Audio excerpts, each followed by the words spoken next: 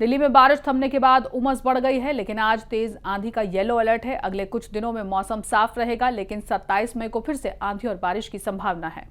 बारिश थमने और धूप खिलने की वजह से एक बार फिर राजधानी का मौसम उमस भरा हो गया।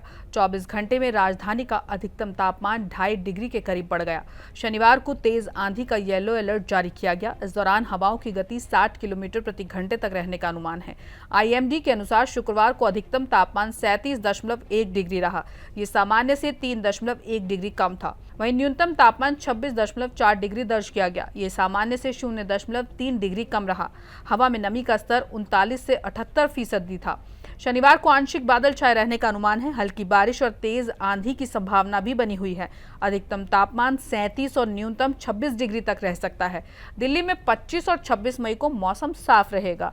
गर्मी तेज रहेगी। अधिकतम तापमान 37 से 41 तक पहुंच सकता है। अगर न्यूनतम तापमान की हम बात करें तो वो 26 से 29 डिग्री तक रहने का अनुमान लगाया जा रहा है।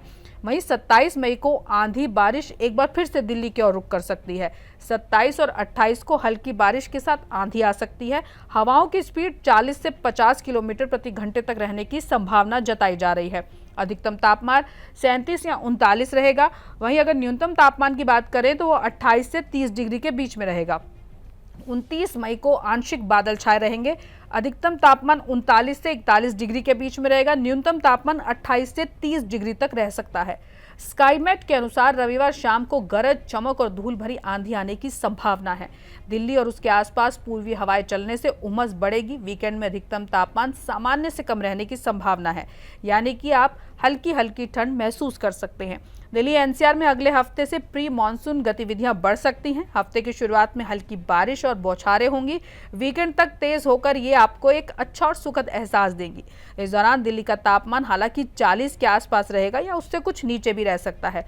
लू चलने की संभावना बेहद कम है और मई 2025 का महीना बिना लू के बीतेगा।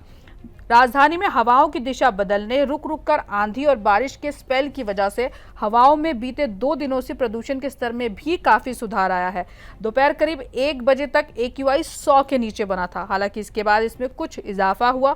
24 मई को प्रदूषण संतोषजनक स्तर पर रहा। 25 और 26 मई को भी ये सामान्य रह सकता है। Subscribe now and press the bell icon. Never miss an update.